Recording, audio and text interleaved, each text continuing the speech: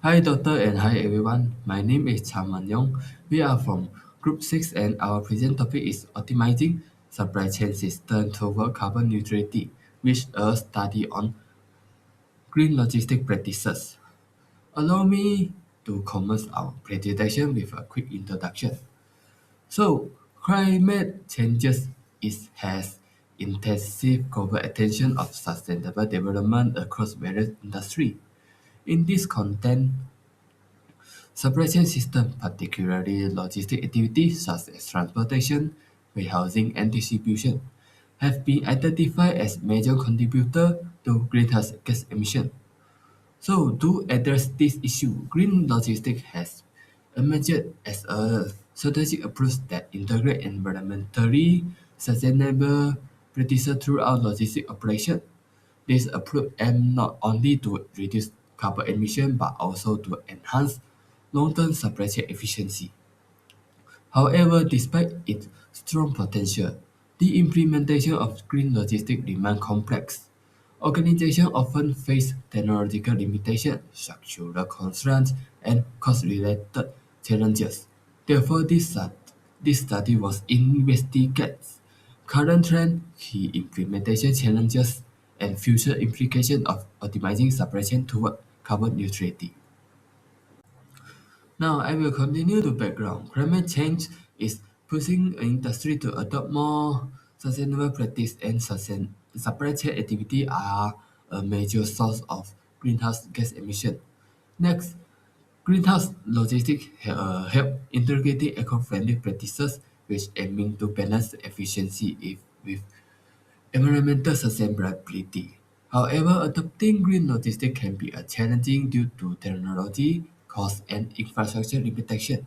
So this study was explore how green logistics can support carbon neutral and sustainable supply chain. Good morning. My topic is theory vs reality in green logistics. The theory is perfect. Company can cut waste, use clean energy, save money, and save the planet.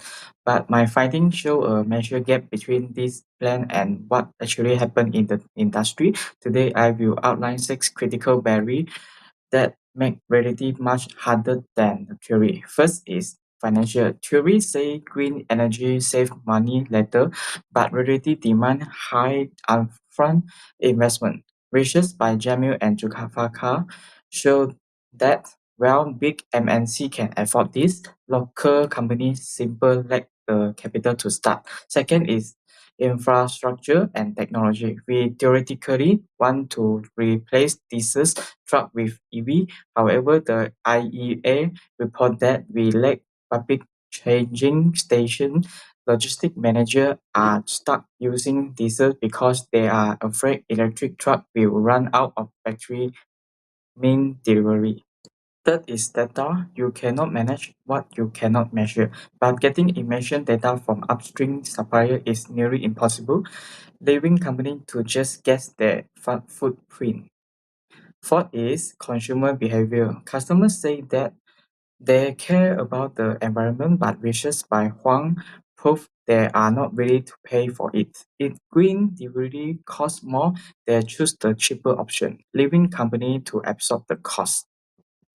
Number five is reverse logistics. Ideally, we recycle everything. In reality, sending truck to pick up small return is inefficiency and often burn more fuel than it's safe. And six is government support. In many developing nations, law are weak and incentives are missing. Without tax break of clear law, companies see no reason to change. In conclusion, achieving the carbon neutrality is not as simple as the theory suggests. We face high cost, bad data, and weak infrastructure to make green logistic work. We need to stop focusing on theoretical benefit and start solving this critical real world problem. Thank you. Hi, my name is Tuan Syakir bin Tuan Mat. I will be present the problem that arise in achieving carbon neutral supply chain. Although green logistics is important, many problems make it difficult to apply in real business situation. The first problem is high financial cost. Green technology such as electric vehicle and renewable energy require large investment. Many small and medium companies cannot afford this cost, so they delay or avoid adapting green practice. The second problem is infrastructure limitation. Charging stations and green facilities are still limited, and electric vehicles have shortened driving ranges. This creates uncertainty in logistic operation and affect delivery reliability. The third problem is difficulty in measuring emission. Supply chain involve many suppliers, making data collection complex. Incomplete data lead to inaccurate emission tracking, which affect the decision making.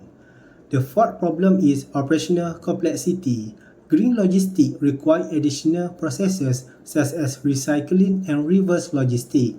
This increase coordination and make it harder to balance cost, speed, and sustainability. The fifth problem is customer behavior. Although customers care about the environment, many still prefer cheaper and faster delivery. This low willingness to pay makes it difficult for companies to recover green investment costs. The sixth problem is weak government support. Policies are often unclear or weakly enforced and incentives are limited. This reduces motivation for companies to invest in sustainable practice. The last problem is organizational and management issue. Many companies lack of skill, experience, and strong leadership in sustainability, which affect the slowdown implementation. In conclusion for this part, financial, technical, operational, market, policy, and organizational problems will prevent companies from achieving carbon neutral supply chain. My name is Liwensen and I'll be presenting past research. In reviewing academic studies from the last 5 years, we noticed a major shift. Research is no longer just looking at how to make supply chains faster or cheaper. The new focus is on resilience and sustainability, largely driven by Industry 4.0 technologies. We identify three key areas where technology is helping companies become carbon neutral. The first is artificial intelligence or green AI. Research shows that AI isn't just about automation, it's about energy efficiency. By analyzing traffic and weather data to predict the best routes, AI can actually reduce greenhouse gas emissions by 18 to 25%. The second key technology is digital twins. This is essentially creating a virtual replica of a supply chain. It allows managers to run what-if simulations, like what happens if you switch to electric trucks, without taking any real-world risks. Studies show that this can improve efficiency by up to 45%. Thirdly, there is a strong research focus on the circular economy. This is the shift from a linear model where we make, use, and throw away to a circular model where goods are returned and recycled. This makes reverse logistics crucial for reclaiming lost value. However, the research also highlights the barriers. While these technologies exist, many SMEs, small and medium enterprises, simply cannot afford the high upfront costs, creating a gap between the theory of green tech and the reality of implementation. So in summary, while the technology to achieve carbon neutrality is available, the challenge remains making it affordable and accessible for everyone. Thank you. The big shift from a managerial perspective, carbon neutrality is shifting from a green initiative to a cloud financial strategy. We are seeing three major internal transformations.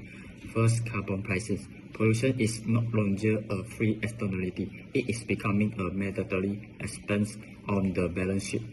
In procurement, we are moving past lowest price to lowest carbon cost. Second, data and the new manager. The role of the logistics manager is evolving into a supply chain data analyst. To keep investor and maintain ESG compliance, manager must now provide real-time visibility into Scope 3 emission. 3. Talent and conclusion. Finally, we must close the green skills gap. Leadership today means investing in the workforce that can handle AI optimus, routing, and electric fleets. Looking outwards at the industry, we are entering an era of the green divide. transparency is no longer a choice, it is the price of entry into the global market. Standardization passport. The key driver here is the digital product passport. This mandatory record traces a product carbon history from raw materials to delivery. In the very near future, if a logistic provider cannot provide this data, they will be effectively banned from major markets like the EU and North America. We are also seeing the rise of co-opetition. Competitors are beginning to share warehouse space and electric delivery vans to eliminate the waste of hard-fuel trucks. In conclusion, AI and the new technologies are making transparency affordable. The winners of the future will just checkbox for compliance. They will be led through sustainable innovation. Thank you. Last but not least, in conclusion, supply chain are a major source of carbon emission, yet they also offer a significant potential to achieve carbon neutrality through green logistics. However, despite strong theoretical benefit, a clear gap remains between theory and real-world implementation, largely due to high cost, theoretical and data limitation, policy inconsistency, and greater barriers faced by SMEs and developing economies. Looking ahead, emerging technologies such as AI, digital twin, and Industry 4.0, together with circular economy and reverse recycling practices, must provide a promising platform forward. Ultimately, achieving carbon neutrality supply chain require a strategy, collaborative, and systematic transformative involving firm and governments and key stakeholders.